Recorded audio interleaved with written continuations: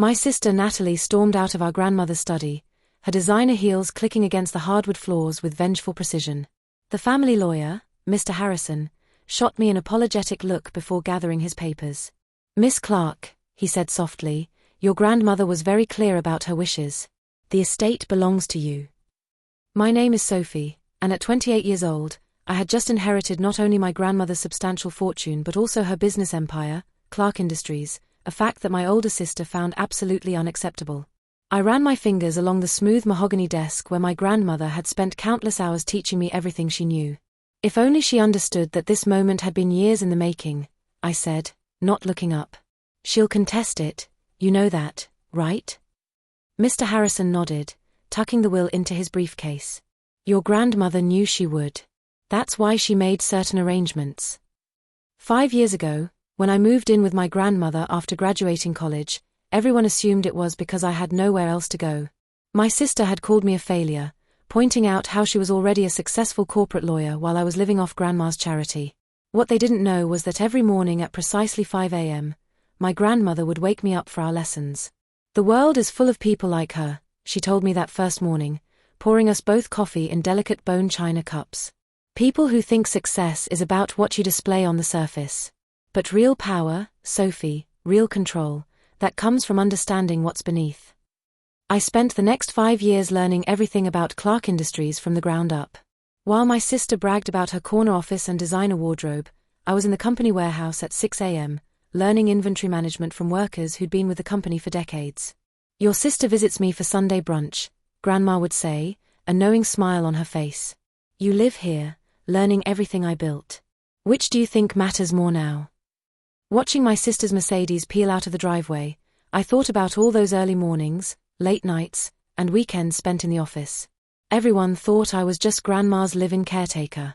Even my parents had suggested I get a real job instead of wasting time playing nurse. They never knew about the advanced business courses I took online or the leadership training programs Grandma enrolled me in. They didn't see me studying financial reports late into the night while Grandma quizzed me on company history and strategy. "Mr. Harrison," I said, turning to face him, "how long do we have before she makes her move?" He checked his watch. "Knowing your sister, she's probably already on the phone with her firm's probate department. I give it 48 hours before they file the initial challenge." I nodded, moving to the ancient filing cabinet in the corner. This was where Grandma kept her most important documents, the ones that weren't digitized or stored in the company's servers. I pulled out a thick folder labeled contingencies. "She taught you about this too, didn't she?" Mr. Harrison asked, watching me with growing understanding. "Grandma taught me everything," I replied, opening the folder, "including exactly what to do when she tries to take what isn't hers." Inside were detailed records of every mistake my sister had made while working as outside counsel for Clark Industries, every questionable billing practice, every conflict of interest she'd forgotten to disclose, every time she used company information for personal gain. "Your sister thinks she's the smart one," Grandma had told me once, "but she's careless. She leaves traces. Remember that, Sophie. In business and in life, it's not the obvious threats you need to worry about. It's the quiet ones who are really watching." My phone buzzed, a text from my sister, "Hope you enjoyed your little victory.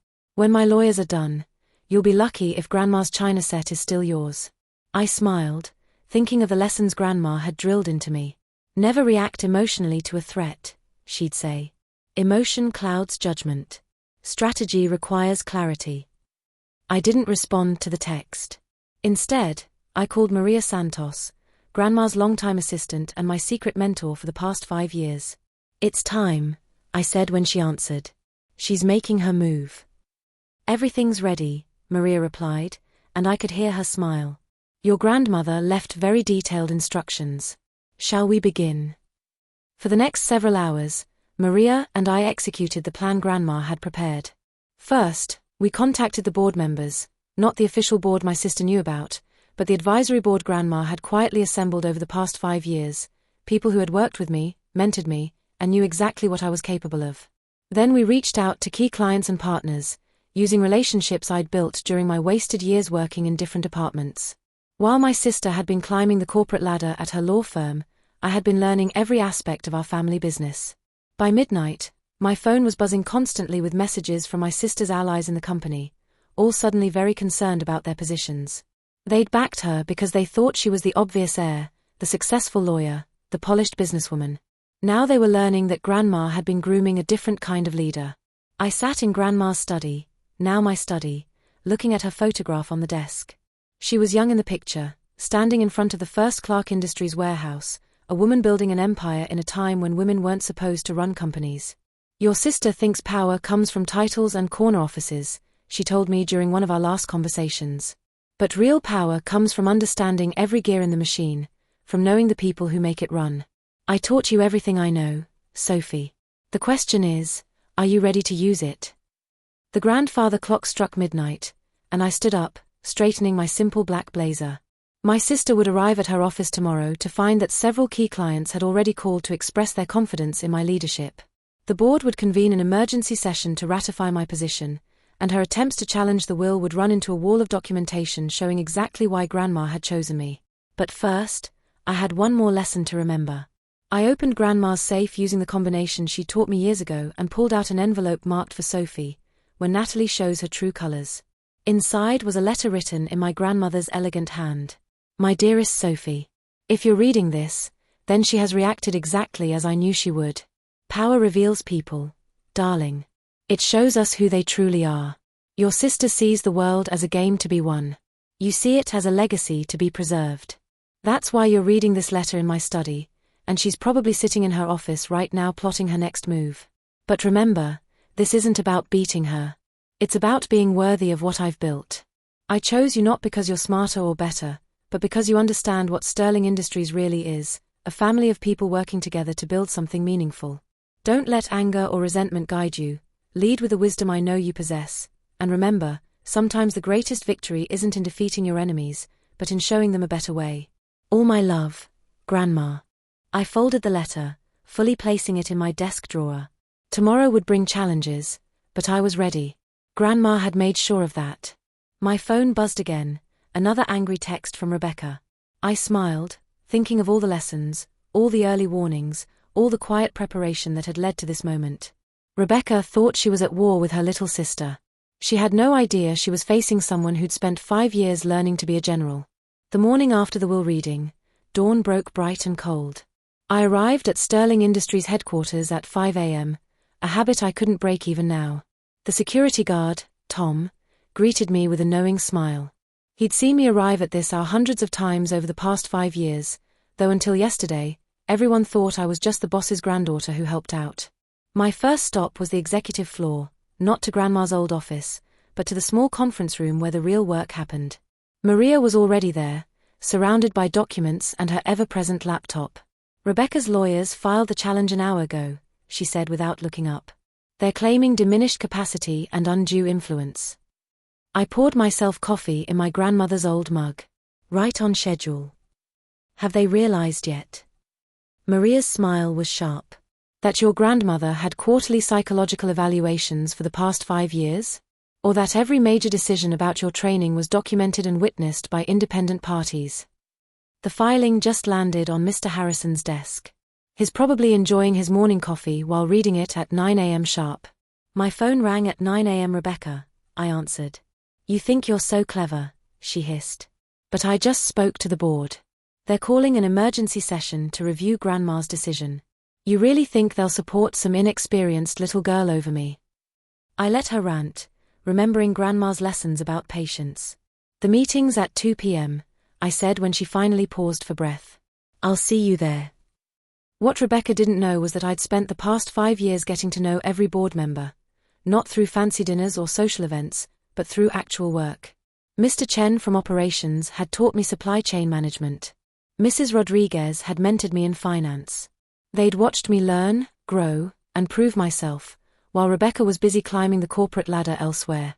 At 1:55 p.m., I walked into the boardroom. Rebecca was already there, wearing an expensive suit and a confident smile. She'd arranged her allies on one side of the table, leaving me to face what she thought was a united opposition. "Before we begin," Rebecca announced, standing up, "I think we need to discuss the stability of Sterling Industries under its current situation. My legal team has prepared a detailed analysis of why my grandmother's decision needs to be reviewed."